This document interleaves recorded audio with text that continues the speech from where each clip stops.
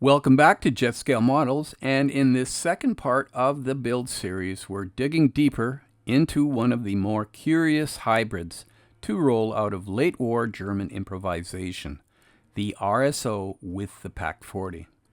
Now, if you joined us in part 1, you'll know this wasn't some factory line wonder, it was a battlefield solution born out of necessity. So here we go, we're going to start off with the chassis, of course.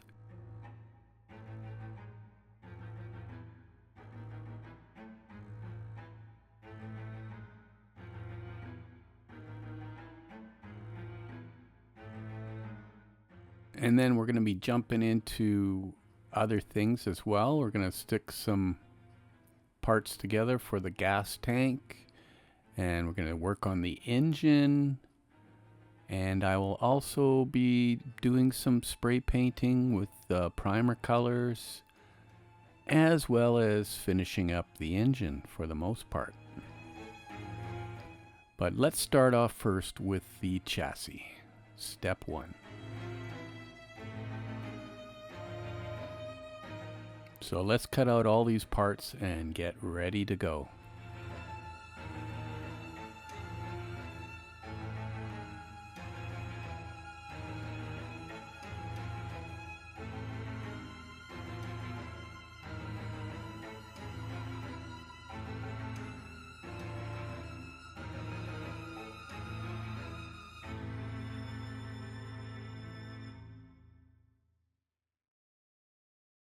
Just to mention, while I was working on this, it was pretty warm out, so I had to have the windows open. But with that came some tree trimming and the ingesting of the remains. So there's quite a bit of loud background noise that I've had to sort of delete and play music. And maybe I'll do a little bit of narration as well. But the chassis parts, as you can see, are basically flat sheets that are going into place, and everything fit pretty good. There was only a couple of things that gave me a little bit of hassle, but easily overcome.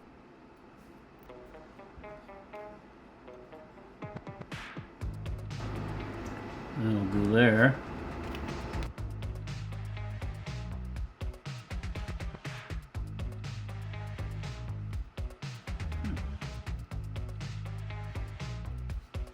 Oh, it goes all the way through. All right. Oh, yeah. Okay, so that goes like that.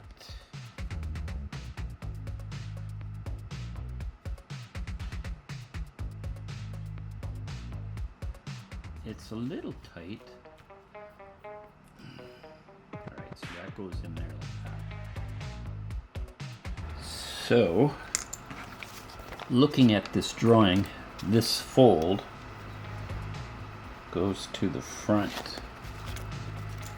So there's a couple of divots, a couple of recesses there.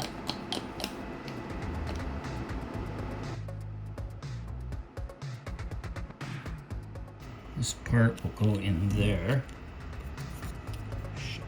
The fit of MiniArt kits can be a bit tight at times, but this one worked pretty good. So basically you're building up the bulkheads in the lower part of the chassis first, and it's all pretty straightforward. So adding the drive shafts is pretty easy. When I put this last bulkhead on and I tried to fit the drive shaft, it seemed to be a little bit long, and I was going to trim a little bit off, but I looked at the photographs, or not the photographs, but the drawings in the instruction sheet, and I could see that the little nib that was there was not because of an attachment point to the sprue, but it was actually part of the kit. So I ended up just applying a certain amount of liquid cement that allowed it to fit. Because at first the back wall was a little bit at an angle, a tiny angle, so it wasn't perpendicular at 90 degrees, but in the end it was not a big deal, and everything fit perfectly.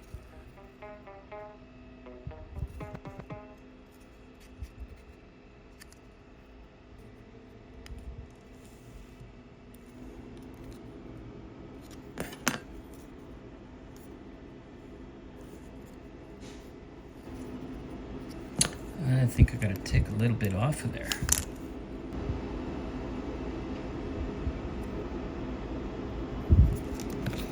How does that look in the drawing? I'm not gonna do that.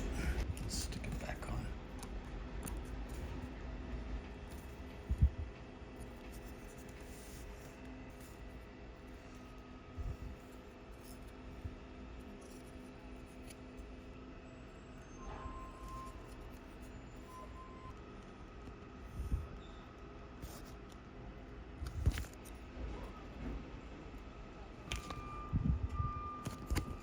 So I gotta remove some of these things here.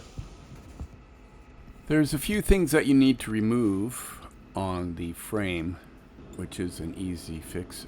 That long one right at the front there, that is kind of a low profile. I got rid of that one, but maybe I shouldn't have.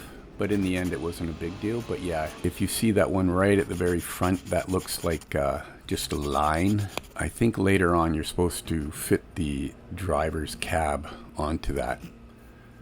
It's an alignment thing, but in the end, it didn't really matter.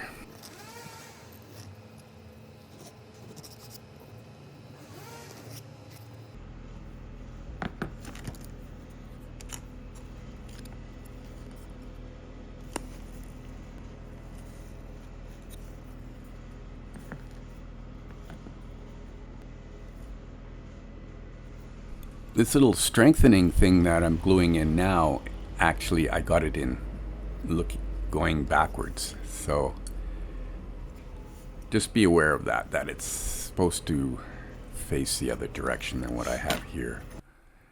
I did pick it up later and I re-glued it properly.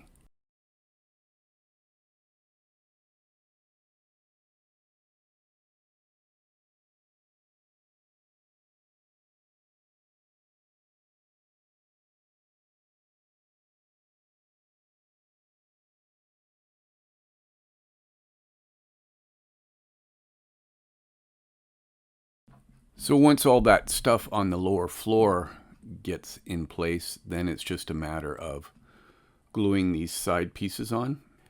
And I was pleasantly surprised to see how precisely everything fit. I've built a few MiniArt kits in my time, but this one seems to have an amazing clarity as far as how everything kind of fits together. It's like it just vanishes wherever the join is. Look at that fit, eh?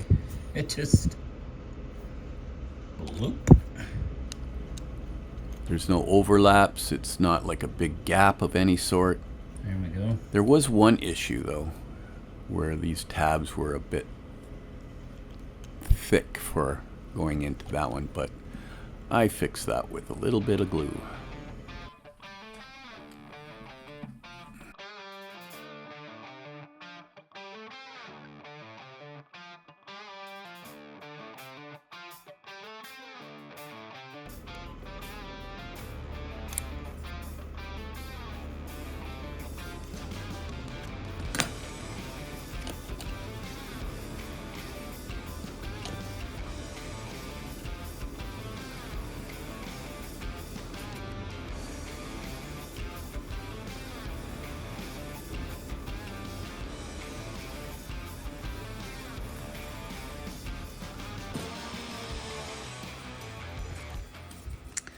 So this is a bit tight in here.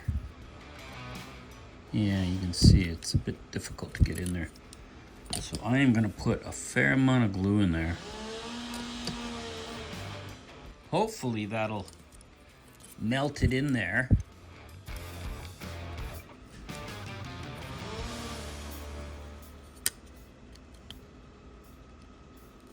As you can see, there's a really fine weld mark there. So yeah, let's add a little bit more glue.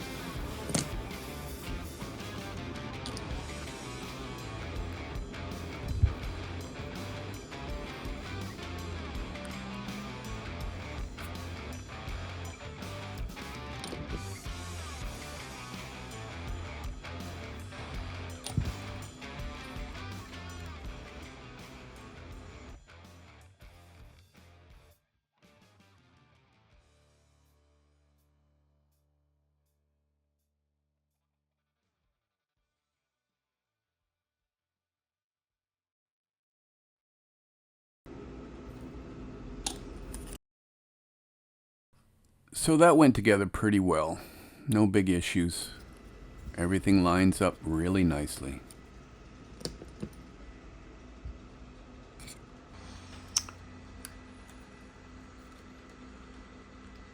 All right, so I got that all clamped up. Next up is the addition of the longer drive shaft, and that was, again, no problem fitting that.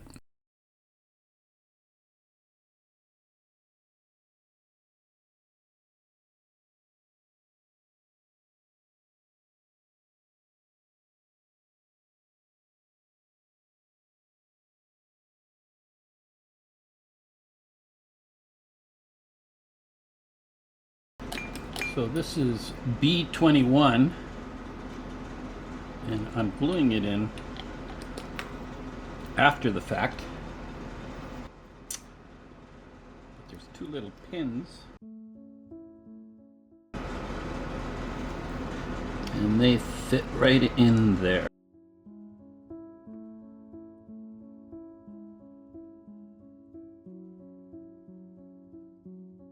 Just like that.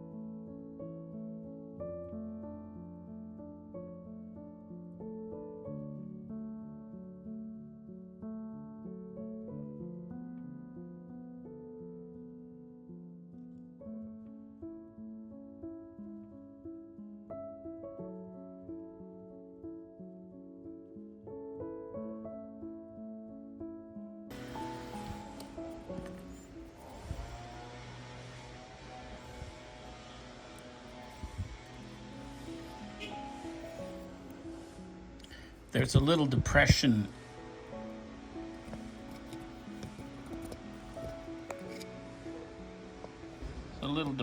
right there. And that's where that slides right in. There's a little tab right there.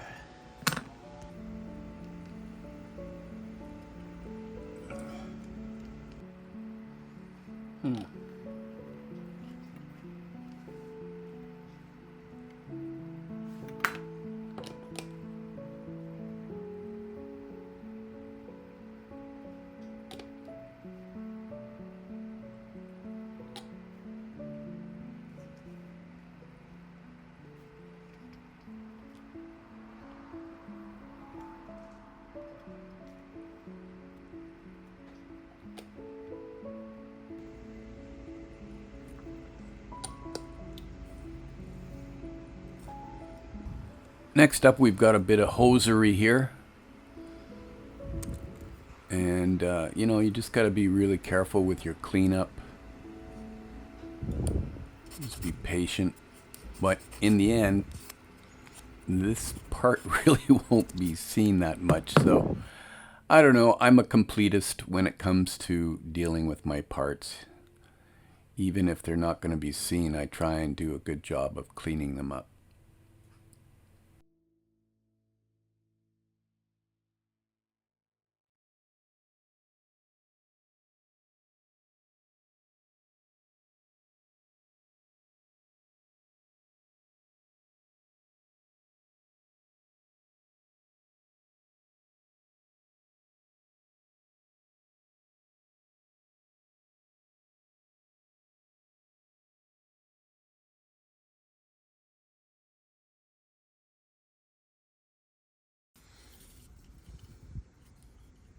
What you see here is the old Italeri kit.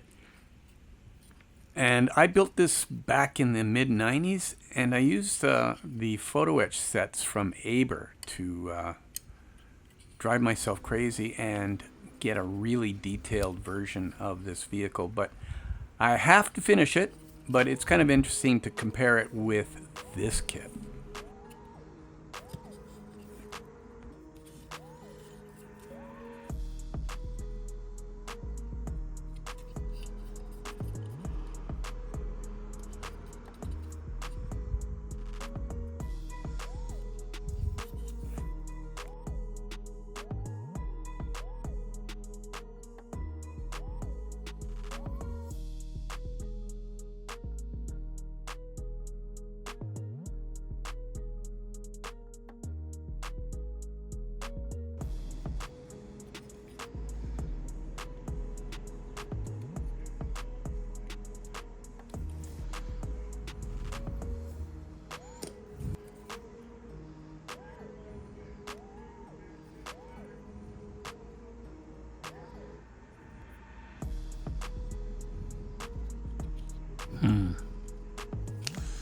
I don't know.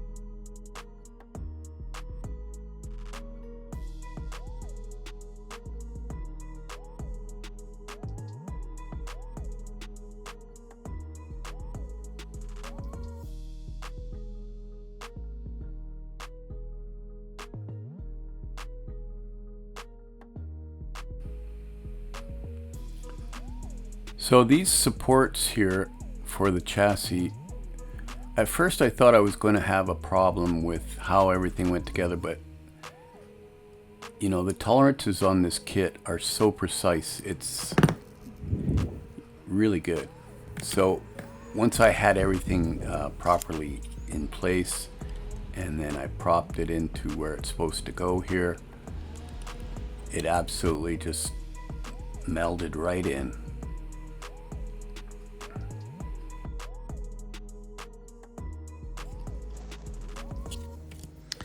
Oh, it goes on this side.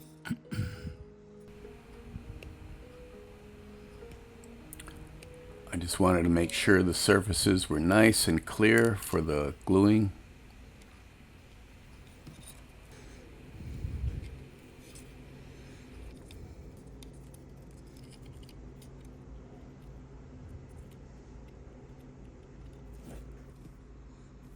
All right, so this is a bit tricky.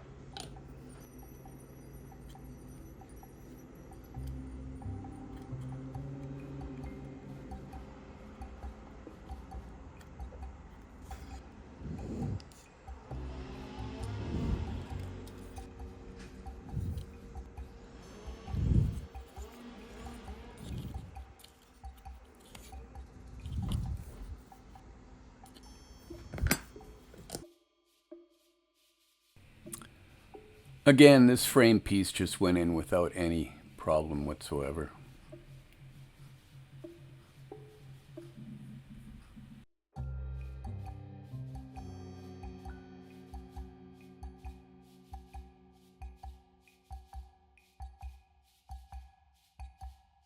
Now these things here, I believe, are what they would call mud scrapers.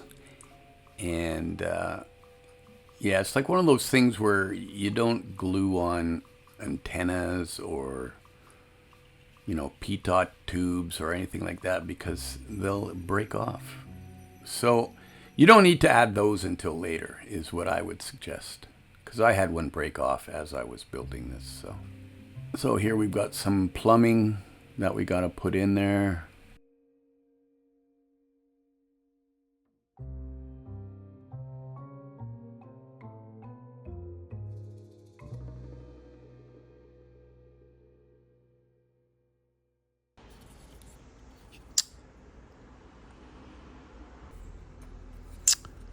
Damn it.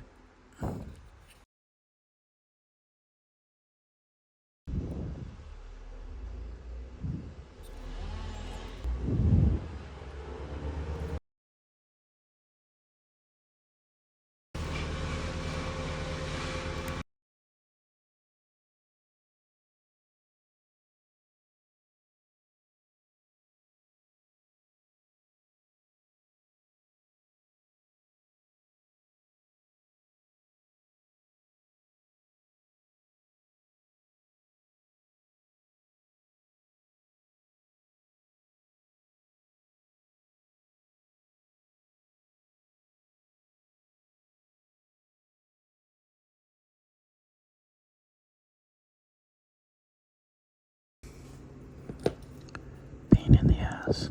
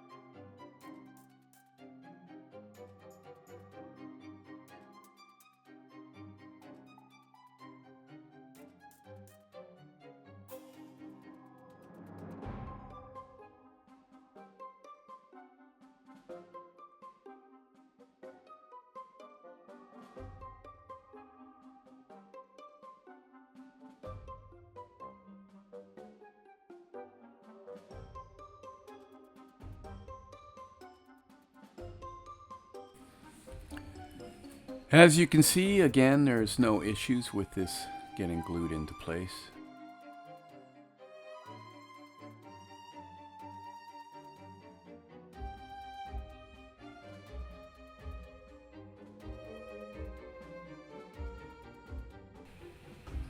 I like how those front hooks are actually molded onto those side pieces of the chassis.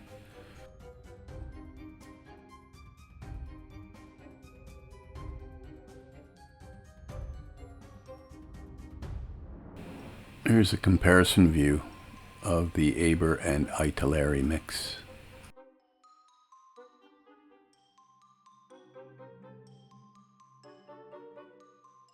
Next up, we've got the rear differential.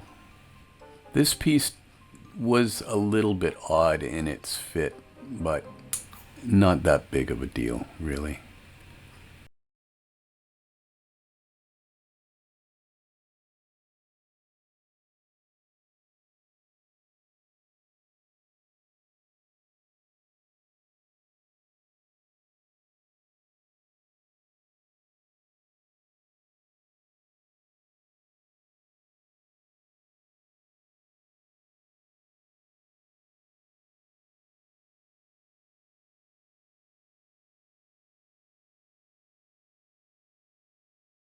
One thing I did notice about this kit is the plastic.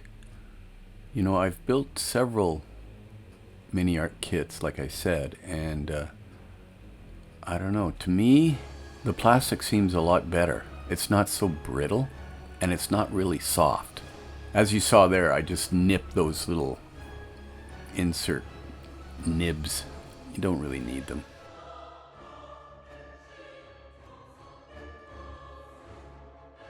The level of detail is quite amazing on this kit in that they've even got some of the casting lettering included.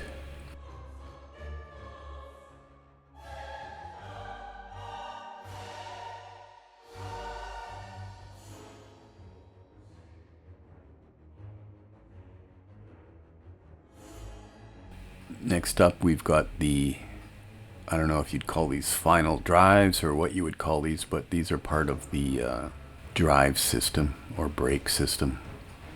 Just trying to figure out which way they go.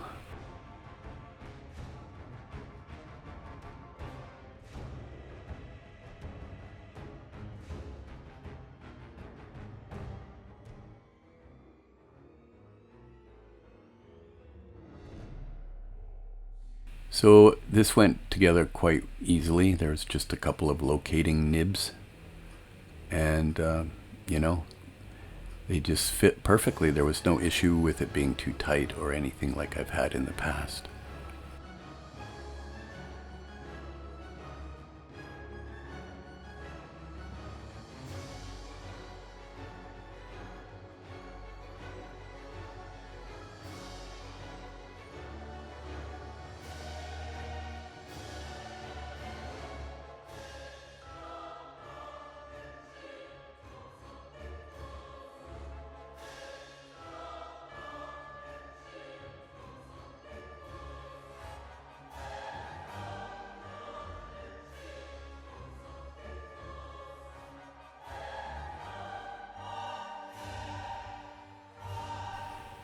Yeah, it's all starting to come together and starting to look like something, isn't it? Something a little bit odd, I would say, but lovable.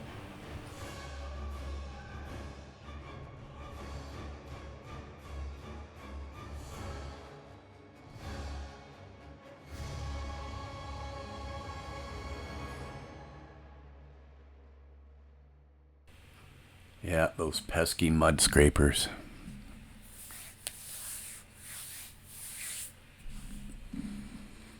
Okay, it's time to start working on the engine.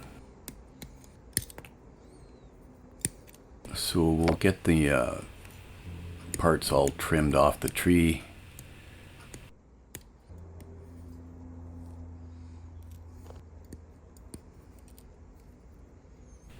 I like to match up the parts with the drawing just so I don't lose track, although it's pretty hard to get it wrong in a way.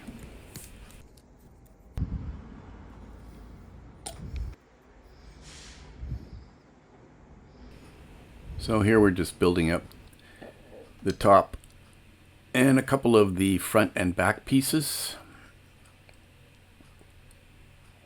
This is a bit tricky to keep everything in place as there's no real solid join there.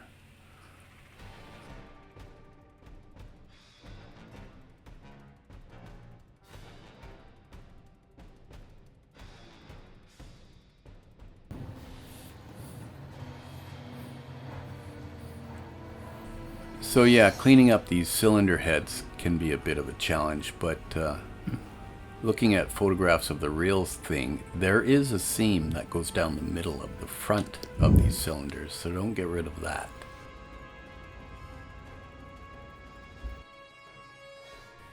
Having never built an engine of this sort before, it was, you know, a learning as I go process. I ended up scraping off the mold seam line and then going back into that with some Tamiya glue to try and melt everything to look nice. So you have 8 of these things, 7 of which are basically the same, and then there's one that goes on the front that is a bit different that goes, that will allow another sort of like, whether it's a coil or some kind of device that will have to get slotted into there. Now, looking at pictures of this engine online, there's no strict way you can paint this. I mean, you can probably get away with anything you want to do, really, from what I've seen online. But I ended up painting the cylinder fins, cooling fins. I painted those with a aluminum paint from Mr. Color. And then I went back in and I hand painted whatever those things are that sit on top. I'm not exactly sure what they do, because like I say, I've never really seen an engine like this. This engine was made by Steer, which is the company that made the RSO. So we'll put this building block, engine block together, and just clean up any issues.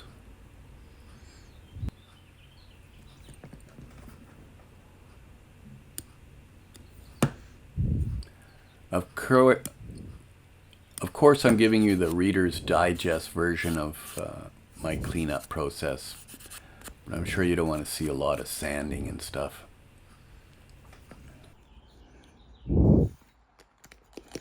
I'm going to step away from how they have it, where they glue that into here.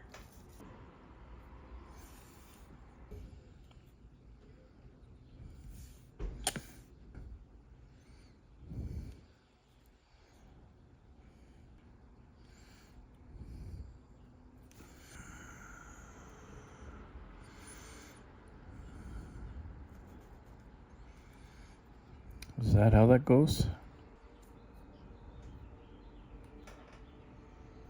I'm just going to lightly touch some glue here.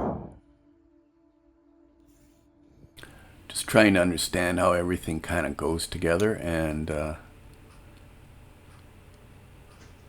it is pretty straightforward once you take a closer look. Oh yeah, maybe that's how it goes. Yeah. There's these little bumps there. And then there's a little bit of recessing in there. So yeah. That's where that goes.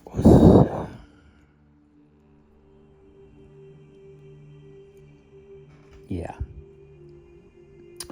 Super fine writing in there, eh? Can you see that? And there's even numbers for the cylinders. That's crazy. Look at that detail. Can you see that? All right, so that's got to move up. There we go. Oh, shoot. I guess I had it in the wrong position after all. All right. So that looks pretty good. Fortunately, no damage. Here we have what they would call maybe an oil pan. A lot of this will not be seen in the final analysis, but I'll know it's there.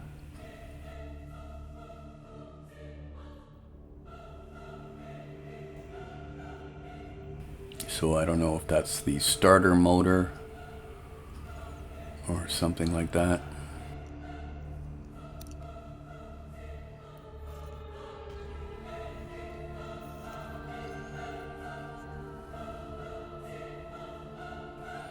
This fit was a bit tricky for me. I didn't really understand how it should all fit,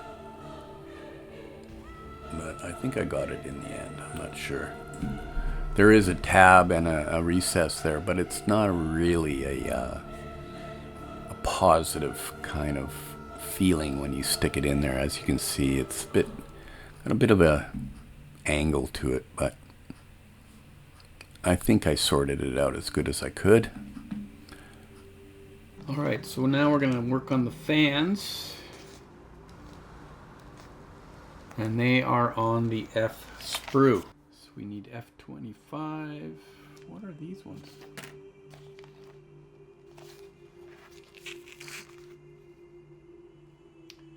Maybe this is a C sprue. So maybe this one has different fans than the usual. So F22. So the kit comes with 2 sets of fans. I guess one is for this kit and another is for the previous RSO.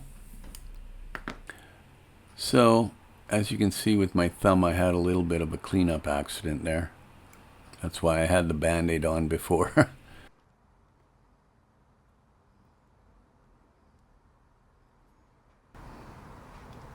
Check out that detail in the text on this part.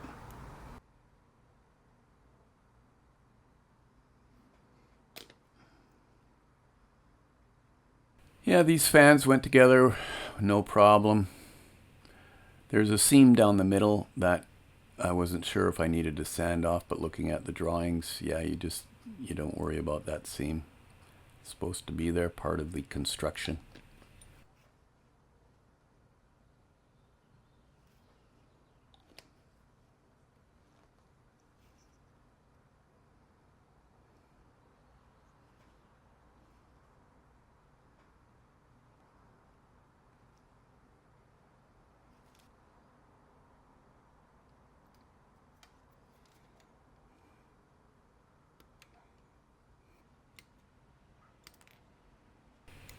Next up, I think this is like an air filter.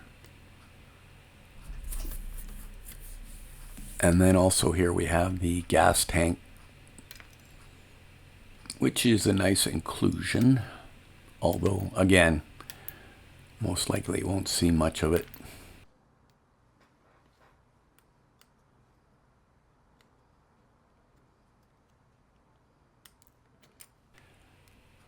The thing about having all these details is, it affords the opportunity to perhaps do a disassembled or destroyed version of this for a diorama, perhaps, or something like that.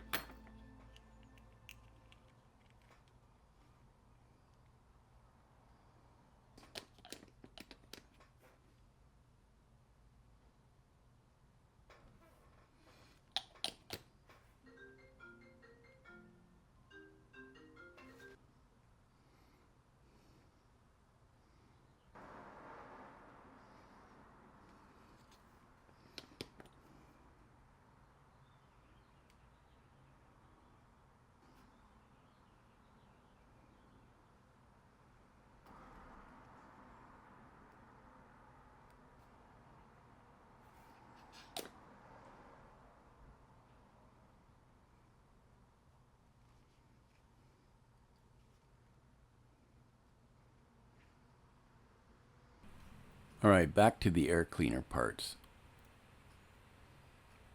Yeah, a lot of test fitting here, just trying to get everything in the right place. And again, I never had any issues like on previous kits where the fit of the pins and the holes was an issue. There was no issue on this one.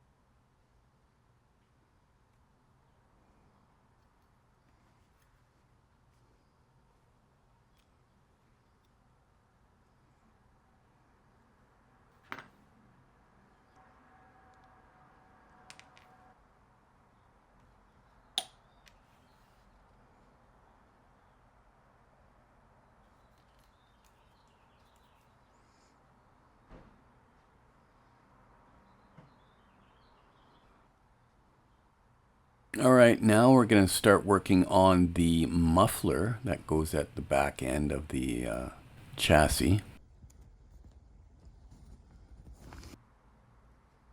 It's interesting to note that the one that they have at Munster seems to have a different exhaust system. So I'm not sure if there was two types of exhaust systems or if the one in Munster is sort of just a refurbishment that has some creative work done on it. I don't know at this point. Alright, with the engine completely put together, it's time to maybe clean up some of the seams from the molding process. So this is a bit tricky.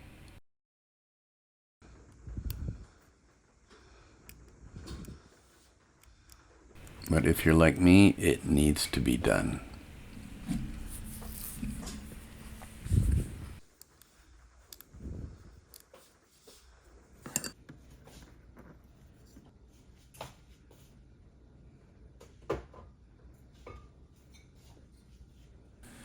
So here you can see I'm just using a little bit of the Tamiya glue to help sort of melt away some of the imperfections.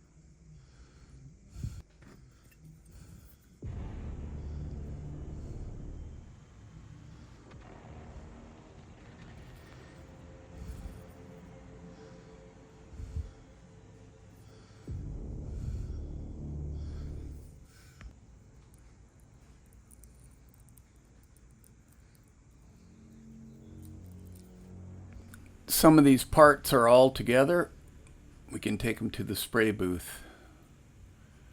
I just gave it a basic black shiny coat here. I ended up stripping that off though and redoing it. You can see here I've used two different kind of primer reds just to give it a variation. They're both water-based. Okay, here I painted this one color of oxide, got this color of oxide, just to give it a variation. And maybe the gas tank came from a different shot, right? But everything fits so nice, it's actually a pleasure.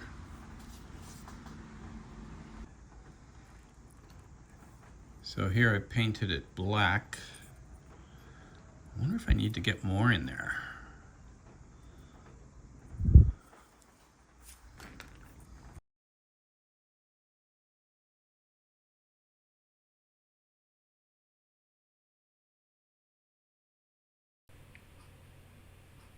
Here's a part that I've left off until now. I guess that might be, I don't have no idea what it is.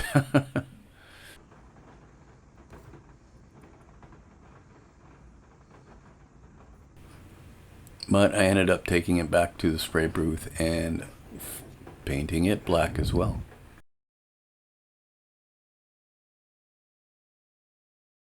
Next up, we'll take a quick look at these single link parts for the link and length tracks.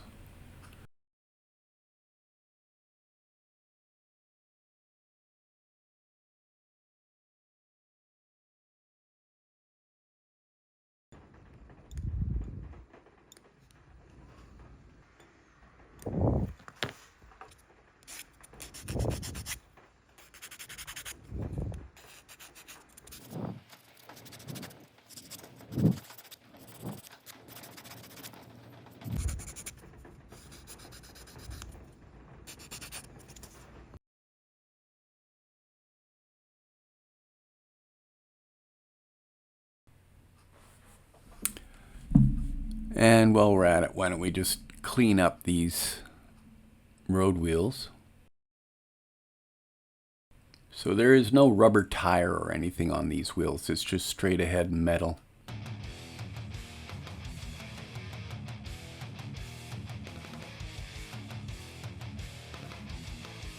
Now what I've chosen to do here is I'm going to mask off where I want to paint the cylinders the aluminum color. I could have hand painted them, I guess, but you never get as good of a look, in my opinion, as when you do airbrushing. When you use a paintbrush, it maybe puts on a little bit too much paint and it gets a bit gloppy. But that's just my opinion. In any case, you know, just patiently masking everything and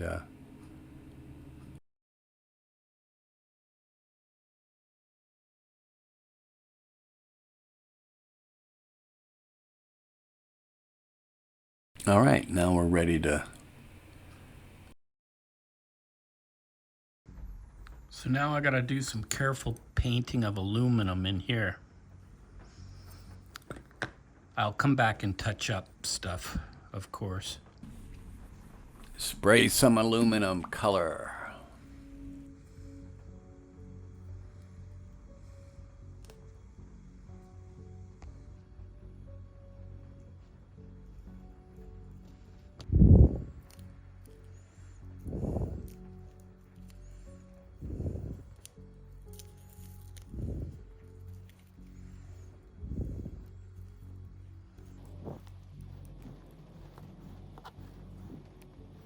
Yeah, I'm happy with that. That looks pretty good.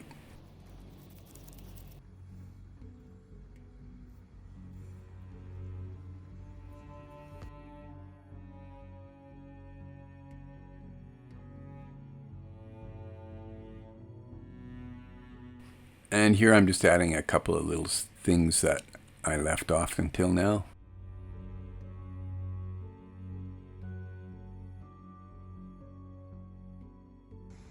So you can see I masked that off and gave it a nice coat with a different metallic color. Here I'm using a gunmetal color, but I'm painting it on, and it's like a Vallejo metallic. I find Vallejo is good for brush painting, but you have to work it a little bit, not to get any kind of like brush marks and stuff like that.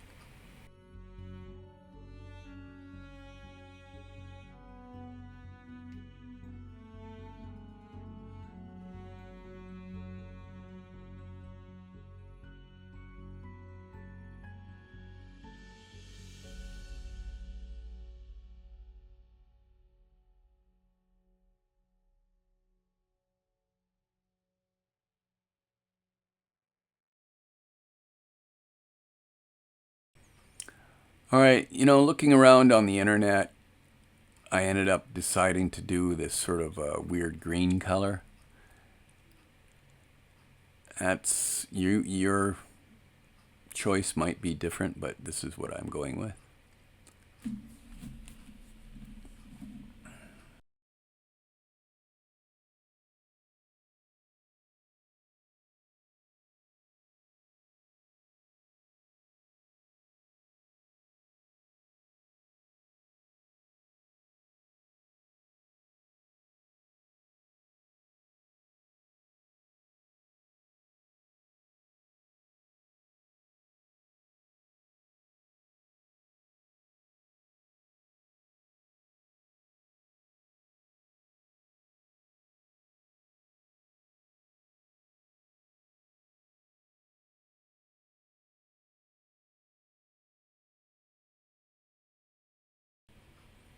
Okay, here you can see this pink exhaust.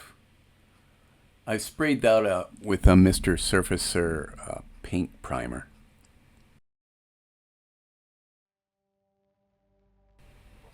I'll come back into it to give it some aging with the rust colors and whatnot.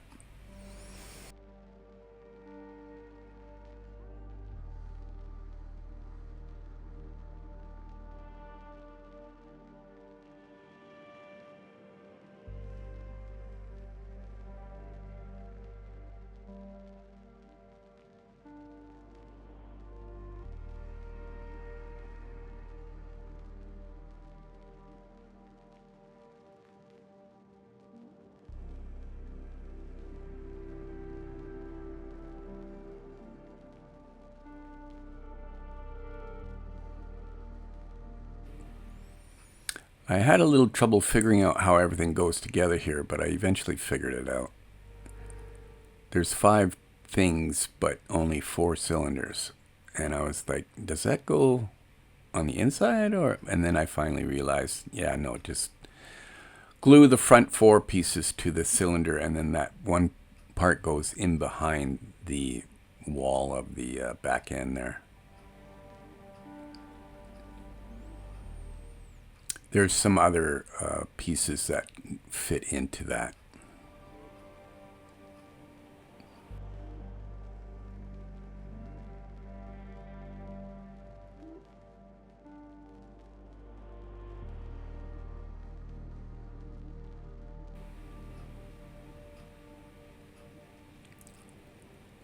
This is all pretty straightforward, but it is a bit precarious because the attachment points are, pretty minimal.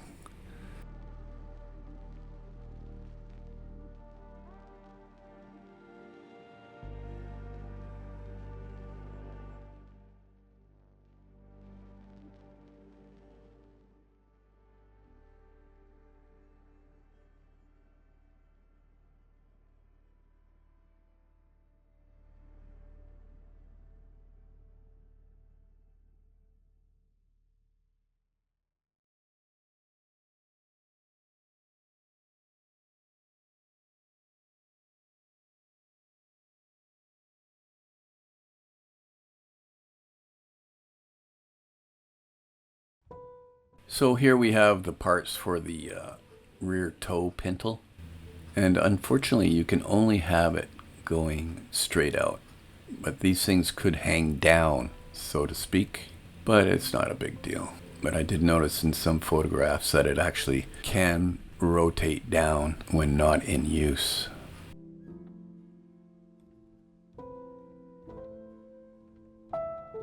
Here I've sprayed out some of the other parts that go on the engine, the fan belt,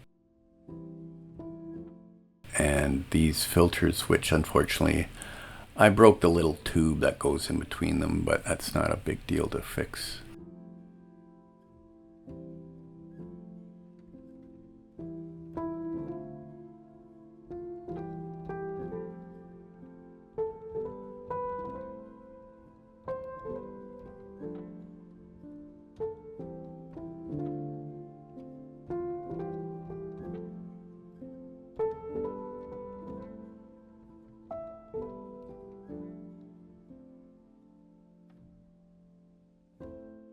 And so here I am, I'm just going to glue those filters in place, and then I'll come back and add a wash to the mesh that's on the inside of it. This engine affords a lot of opportunity for, you know, weathering and stuff like that. So here I am trying to just melt everything back together where I broke that hose. All right, and then we're going to take a look at the sprockets. They give you two different kinds.